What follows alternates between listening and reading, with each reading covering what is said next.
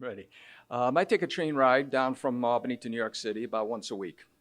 And on this train ride recently, conductor gets on and says that there's been a tragedy. Stay in your seat, and there's been an accident. Well, when I hear the word tragedy, that's when I get motivated because I'm a tragedy kind of guy. I know since we hit somebody, we're going to find body parts.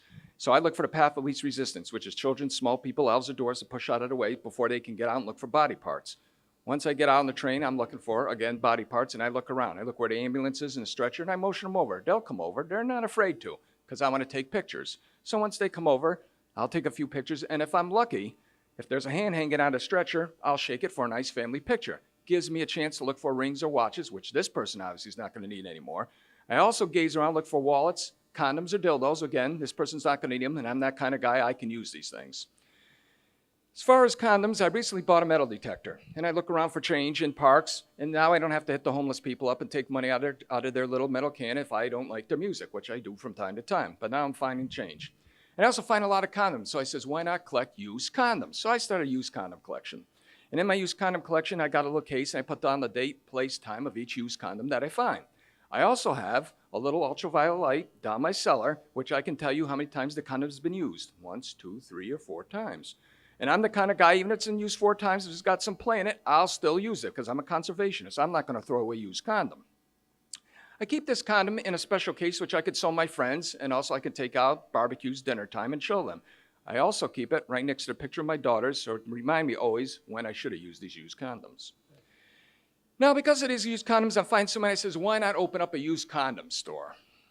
Used condoms, we have domestic, foreign, all kinds of colors, styles, sizes.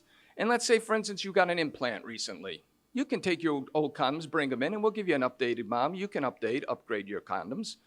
Also, our condoms, we look at them, make sure there's no cracks, no hairs, no rust in the condoms. And if you do shoot a load, they're ready again within a few seconds for another load. Also, with these condoms, let's say, and this is a delicate subject, let's say the person you're going to go out tonight is a little on the dry side. Well, these condoms are well lubricated. And if the person is well lubricated so you don't slip right out, we got studded condoms. We also have suction condoms, condoms with little suction cups on them so they really take a grip and hold in a person. A lot of women like that nowadays. And here's a job for you fellas if you want to get into inspecting used condoms. So we're going to need somebody like that to inspect the used condoms as they come in. And if anybody has house calls, you can go to their house if they've got any questions to inspect their used condoms and tell them how to use a used condom. From my area, from time to time, people ask me about alternate sex, sex with hands, sex with animals. Well, my hand, I don't know where it's been or touched. So I don't like to use my hand. Plus, if your hand's been falling asleep lately, maybe time to possibly go with animals. Somebody says, what about a gerbil? Well, then you're talking about gerbling. The correct terminology is gerbling. So if you're going to go to a pet store, tell them you're into gerbling. Thank you.